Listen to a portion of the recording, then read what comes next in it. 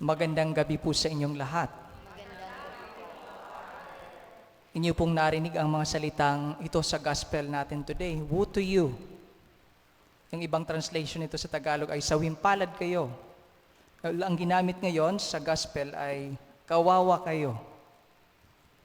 Ang kahulugan po ng salitang ito sa diksyonaryo sa Ingles, pag sinearch nyo sa Google, pag sinabing woe, ang ibig sabihin po ay things that cause great sorrow or distress.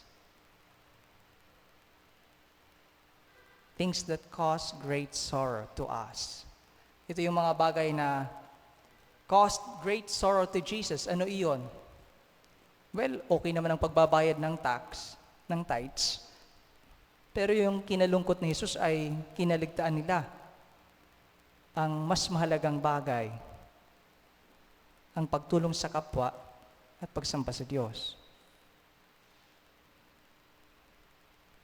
Lahat sila, they wanted seats of honor, temptation of fame.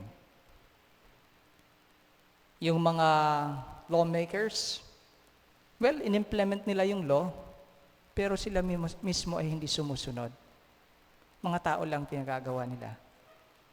Mga tao lang pinasusunod nila. Kaya ang sabi ni Jesus, woe to you. Indeed, it is very frustrating pag ganito. Siguro kung tayo ang sasabihan ni Jesus ng ganito, woe to you, ano kayang magiging reaction natin? Aba, personally po, ako'y masasaktan. Pero alam niyo po, hindi lang po dapat hanggang dyan. Siguro kung ako masasaktan niya ako, pero kailangan nating i-process kung bakit at kung ano ang dahilan. Minsan kasi we focus too much on our pain na di natin iniisip kung ano ang intensyon ng tao na nagsabi ng ganon sa atin.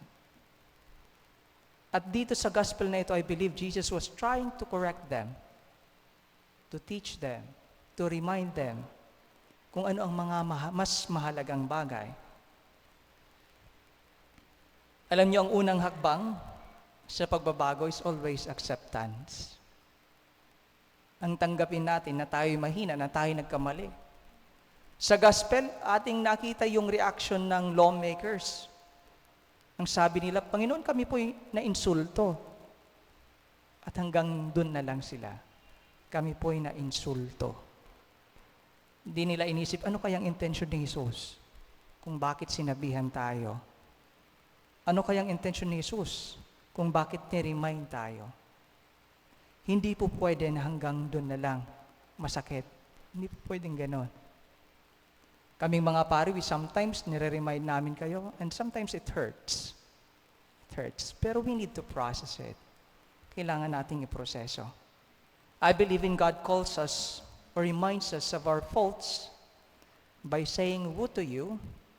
Actually, tinatawag niya tayong,